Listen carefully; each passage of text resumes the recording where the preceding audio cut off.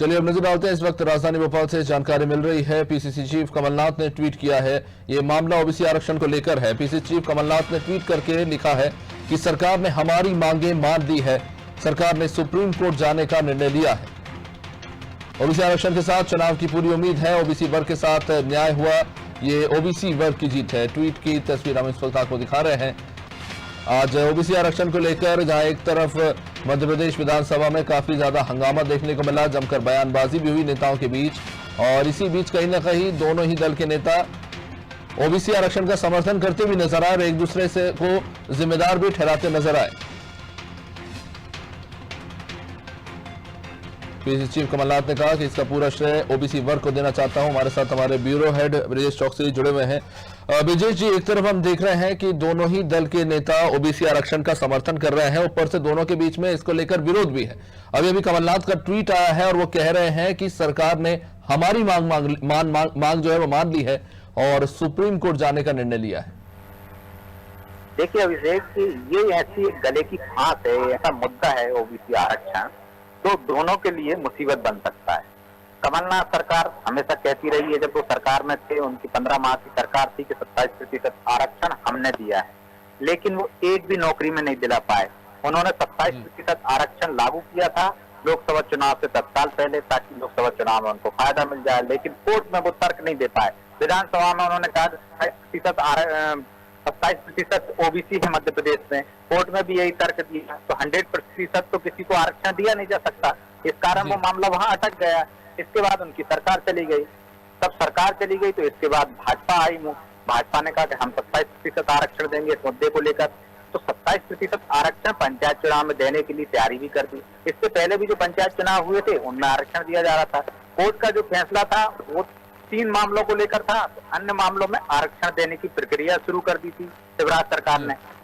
कहीं ना कहीं कांग्रेस को लगा कि इसका श्रेय बीजेपी ले जाएगी और ओबीसी उसके पाले में चले जाएंगे, जिसका सबसे बड़ा नुकसान उनको राजनीतिक रूप से हो सकता था।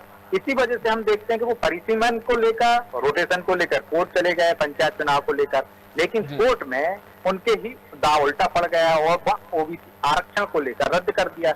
अब कांग्रेस को लगा कि ये मामला उनके गले की फांस बन जाएगा और ओबीसी वर्ग नाराज हो जाएगा। इस कारण उन्होंने कहा हम साथ हैं, आप सुप्रीम कोर्ट जाइए, सुप्रीम कोर्ट में हम भी आपके साथ देंगे और 27% आरक्षण दिलाइए। तो श्रेय दोनों लेना चाह रहे हैं। अब कमलनाथ जी कह रहे हैं हमारी मांग लिए, भाजपा कह रही है कि यदि आपने याचिका दाखिल की थी और कोर्ट का फैसला आना था, उसी समय आप तत्काल याचिका वापस ले लेते या फिर सुप्रीम कोर्ट में चले जाते, तो निश्चित तौर पर उनको लग रहा है कि वो चूक कर गए हैं कांग्रेस को। तो अब श्रेय तो देना ही है, श्रेय खुद ले नहीं सकते, इसलिए जनता को श्रेय दे रहे हैं कि ओबीसी वर्ग की जीत हुई है। तो जो श्रेय लेने की होड़ है, ताकि ओबीसी वर्ग किसी भी राजनीतिक दल से नाराज ना हो जाए। कांग्रेस की कोशिश है उससे नाराज ना हो जाए, भाजपा की कोशिश है उससे नाराज ना हो जाए, इसलिए दोनों एक साथ आने की बात कर रहे हैं। लेकिन ये सदन के अंदर एक साथ आने की बात करते हैं, बाहर जाकर फिर वही सियासत शुरू हो जाती है। क्योंकि आज की तारीख में भी ओबीसी को 27% आरक्षण मिलेगा, तो निश्चित तौर पर ये भाजपा के खाते में जाएगा और भाजपा को इसका राजनीतिक लाभ भी मिलेगा, ना कि कमलनाथ को। अभी से निश्चित रूप से सर, अब जब अगर ऐसा होता है कि राज्य सरकार इस मामले को सुप्रीम कोर्ट में ले जाती है, जैसा कि माना जा रहा है, तो ऐसे में किस तरह के हालात बनेंगे? क्या चुनाव और टल जाएगा? निश्चित तौर पर इस मामले में राज्य सरकार विधि विशेषज्ञों से राय ले रही है। एक हम देखते हैं कि आंध्र प्रदेश में फार्मूला लागू है, एक तेलंगाना में फार्मूला लागू है, लेकिन कोर्ट का जो इंदिरा साहनी की रिपोर्ट है उसके अनुसार 50% से ऊपर आप आरक्षण नहीं दे सकते हो। तो 50% में आपको ही दायरे में लाना है, उसमें आप कैटेगरी बना सकते हो कि किस स्टेट में ओबीसी के वर्ग का ज्यादा है तो वहां आरक्षण मिल जाए।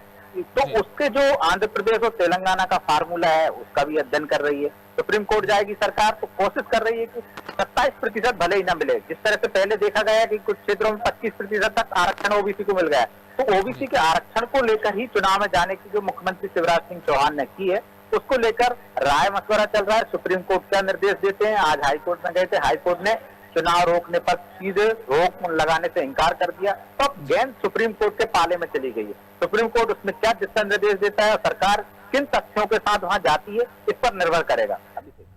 निश्चित रूप से बहुत बहुत शुक्रिया विजय जी विस्तृत जानकारी देने के लिए। तो जाहिर तौर पर जो अभी मामला है वो लटका हुआ, एक तरफ ओबीसी आरक्षण को लेकर, वही दूसरी तरफ दोनों ही दलों के बीच में क्रेडिट लेने को लेकर खींचतान देखने को मिल रही है। एक तरफ कांग्रेस जो है बीजेपी को संविधान विरोधी बता रही है, तो वही बीजेपी कांग्रेस को ओबीसी विरोधी बता रही है। इन सब के बीच में ओबीसी आरक्षण का मुद्दा जो है कहीं ना कहीं उलझा पड़ा है और इन सब के बीच में चुनाव भी सर पे है।